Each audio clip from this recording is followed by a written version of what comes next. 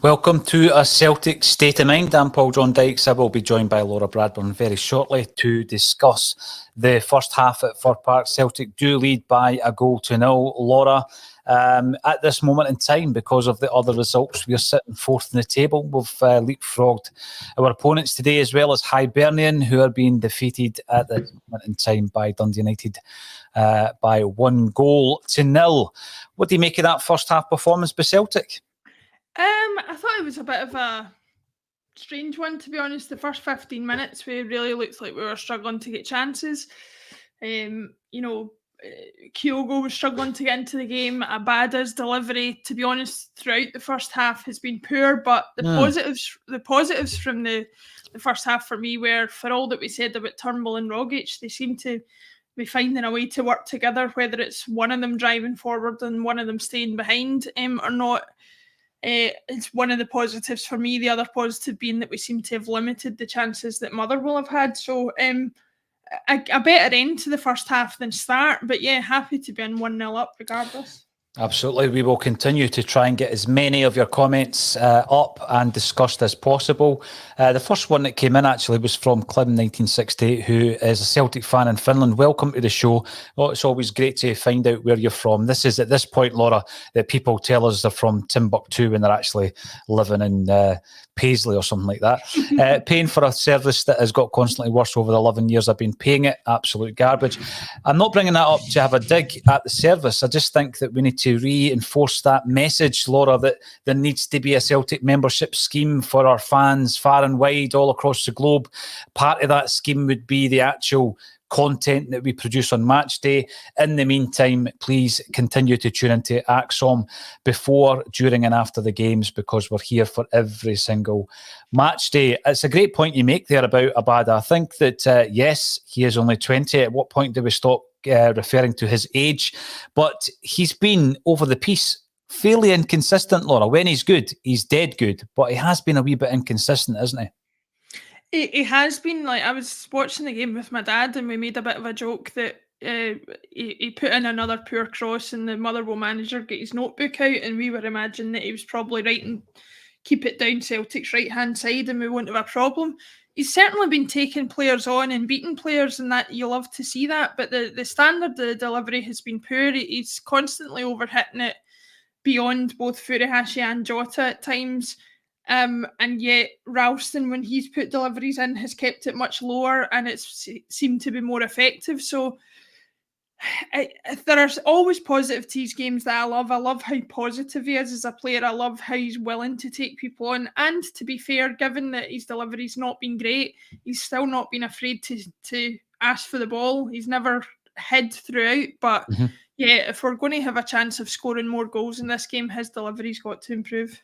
We will speak about the goal scorer, but see, in scenarios like this, Laura, where it's just not happening for either Abada or Jota, why not just switch them? Give them a different challenge. They're facing a different fullback. I just think that, again, maybe it's just too simple. It seems simple enough. Switch them, see if he gets more joy down the left. I think that, I don't think that would have been a problem. I think that would have worked for him, but to be honest, I think the side that he's on, unless that helps his delivery, maybe letting him swing balls in rather than perform out swinging crosses, if he can do that better, then that's the only way I can think it would improve things. I think he's taken on the fullback, to be fair, but it's going to need to, we're going to need to switch things up in some way if we're going to really put the game to bed, I think. Yeah, absolutely. And Joe comes in, Joe Porter, who has been contributing to ACSOM for at least the last year, comes in to say, poor game overall. I would agree with that. It's funny pumping up Motherwell before the game. They are terrible. I don't think they've looked great at all, but we've just been slightly better. I know that we're certainly having more of the ball. After 20 minutes, I think the stat was 74% possession at that stage. My biggest concern continues to be playing it around the back. I was going to say playing it out from the back, but I'm sorry, I just can't even qualify it as playing it out from the back, Laura, because every single day, the Motherwell gaffer might have his wee notebook, but we've got our one here as well. And every game, there is a section which I put it down as heart and mouth, because often it ends up with Joe Hart with the ball at his feet, and I'll take a note of every single time we put ourselves under pressure or we lose possession by trying to play the ball about at the back. 2 minutes into the game, Laura, he's doing wee shimmies in his own 6-yard box. Now, I'm not quite sure what the benefit of this is. I think, in theory, you play it out from the back, you keep possession. We're actually losing possession more often than keeping it. There were a number of occasions, albeit 3 of them in 3 minutes, but in that first half, 4 occasions where we've lost possession by tippy-tapping it about at the back. I've got a list of them here. That's every 10 minutes we're losing the ball. So, I can see it in theory, keeping the possession, etc. Is it actually effective? I mean, I think you've hit the nail on the head with the supposed theory of why not or playing it out from the back is the effective thing to do. It is all about possession. I've read, Johan Cruyff's book and various other ones that have come after him, where they talk about, not only does it allow you to create chances, but if you keep possession of the ball, it stops the other team creating chances. It sounds like a pretty simple way to look at it, but that's the way that it is. I think, like you say, the minute that possession is at risk because of the way that you're playing this way, then it totally negates the whole reason for doing it. And especially when the person who could potentially be giving the ball away is a centre-back or a goalkeeper, because that's where you're then at most risk of conceding a goal. I think that, we've talked often enough about Ange's not going to change his ways, but surely if you're looking at it from a logical point of view, if the idea, which we believe is to keep possession, is the reason you play it out from the back, then the minute that stops happening, you've got to change up what you're doing. I think the fairly modern introduction of the statistical element of it, I say fairly because, I don't think it was focused on probably 30, 40 years ago obviously to the same degree that it is now. The numbers game, there's a great book out there called The Numbers Game, and I remember reading it and it was basically saying don't cross the ball in if you get a corner, because statistically you will lose possession, you won't score a goal. And you can see a lot of teams taking that kind of statistic and saying, well, there's no point in crossing it. For me, though, when you have the situation where you are implementing this in a defence where at least one of the centre-halves isn't comfortable with the ball at his feet, Ralston, I think, is very comfortable with the ball at his feet, but he is put under pressure at times, putting the ball out of the park. Laura, so in effect, we're not keeping possession. Sometimes, i.e. the game against Leverkusen, where Cameron Carter-Vickers, perhaps with no other option, plays a fairly long and hopeful ball up top, but he finds Kyogo, who almost scores a goal. There are other occasions where you might hit the flank, be that Abada on the right or Yota on the left, and their fullback is basically facing his own goal. He's trying to win it. You lose the possession for just moments. And either it ends up out the park and you've got regained it, or it falls at the feet of your winger. So it's something I'm going to be watching with interest, because I don't think that it is working. And I don't know if that's because Hart has spoken about not being comfortable initially with playing the possession football at the back when he was at Manchester City. I still think he's a bit of a fish out of water when the ball comes to his feet. We were lucky that he had a bit of footwork in the second minute. Otherwise, we're having a completely different discussion here. And I know that people will want us to move on for this, but it's still a concern. Let's talk about the goal, because at that point, and probably throughout the entirety of the first half, Kyogo hasn't really been in the game. Mm-hmm. Yeah, he's halfway inside his own half, winning the ball. Motherwell fans were really unhappy with his challenge, but he wins the ball. And then another player is fed by McGregor after the ball breaks, who hadn't done anything up to that point, and Tommy Rogic. But he threads a pass through that was tremendous. And again, excellent finish. What do you make of the goal? Well, I think I know you said that people wouldn't want us to go on about it, but I think it speaks to what we've been talking about. Sometimes the necessity for finding space and being a bit more direct is what you need. Passing it across the way and back and forth is not always going to be effective for you.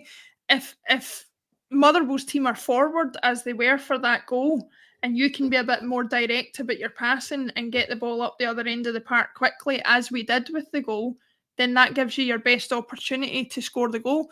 My favourite part, apart from the Rogic pass about that goal, though, was was Jota, because I think we criticise players far too often for not taking a shot quickly enough, dilly-dallying on the ball, wanting to walk it into the net.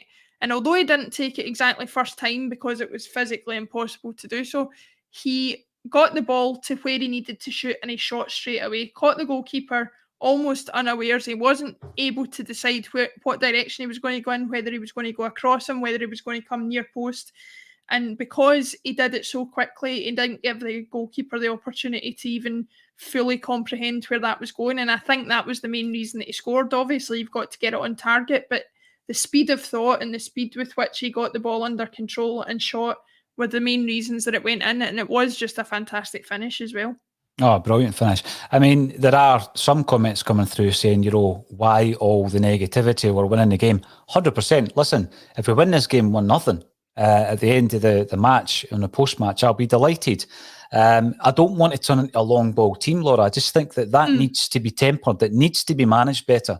And if you've got a back five and Joe Hart and Starfelt seem uncomfortable with the ball at their feet, then I think it is a risk to continue this cross-park passing game that we're playing. Starfelt crossed the ball right across his own box at one point to Ralston, and it ended up going out the park.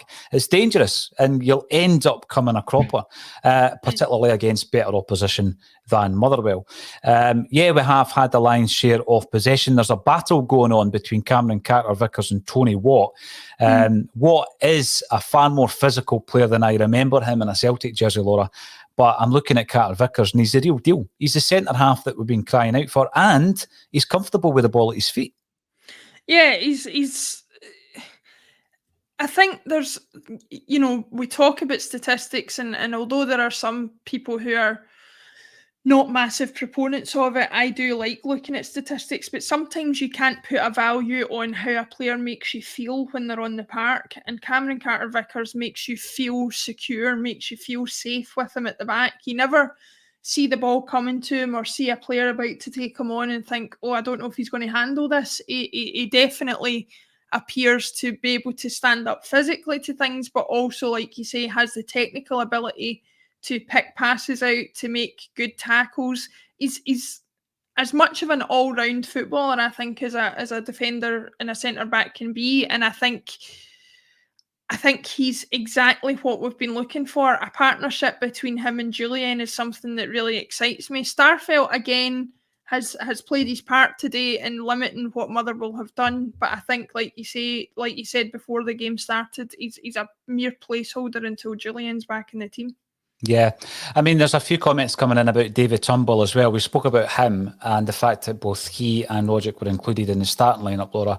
There was a few occasions in that first half, he's getting booed every time he kicks the ball, of course, by the Motherwell fans, that there were pulsating runs through from his own half, and he was creating a bit of space. He was getting Motherwell on the back foot.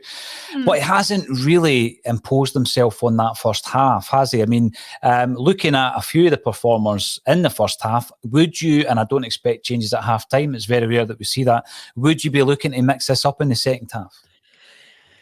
I mean, I have to admit, even within the first half an hour, I was thinking to myself that I would like to see Giakoumakis maybe come on for Furuhashi, because I wondered if he was struggling, as we said before the game, that maybe the travel and all that had got to him and he maybe wasn't having as much of an impact as we would like him to have. But he had a better end to the first half, and I would like to see him give a bit more time in the second half. With Turnbull, as you're talking about, he's definitely driving forward. He's taking a lot of possession. I don't think he's hiding the way that he said in other games, but I think his end product hasn't been fantastic today. It might be an opportunity for a Mikey Johnston or something like that to come in, give us something a bit different. My only concern with taking Turnbull off is if you do that, you're probably going to have to rely on Rogic completing 90 minutes, which he struggles to do at the best of times, never mind if he's been on flights to Australia and back within the last week or so. So, I don't expect any changes straight away in the second half, but I would like to see them come in, maybe a Mikey Johnston, maybe a Giakoumakis in the second half, just to freshen things up top and hopefully see the game out. There was quite a few comments in the pre-match. A lot of people were talking about Liam Scales and this this kind of call for him to get some game time. Obviously, Bolingoli got the call today. How do you think he has fared in that first half? I mean, there was a couple of times where he changed very quickly, turned defence into attack, just with a very quick out ball from the back. Overall, do you think he's been steady enough? I think attacking wise is definitely where his value comes from. I think he's much more of a wing back than a full back in a back four. I think he's sometimes a bit rash in the tackle and perhaps a bit of a concern in terms of maybe being a risk for a booking or whatever. But it's far from the worst performance I've seen from a Celtic player this season. It would have to be pretty bad to be that way. But yeah, I would put it this way. I would say he did nothing to make him come too much to my attention. So I think for a defender, that's all you can ask for. Yeah, definitely. Well, let me just reiterate the fact that I'm delighted with a 1-0 at the moment, but I'm concerned that we do need a second goal because there's a mistake in that defence if we're playing it around the back. It was evident after 2 minutes. But let's rejoin the action, Laura, and we'll be back at full time. Thanks everybody for getting involved, and we'll see you at full time on a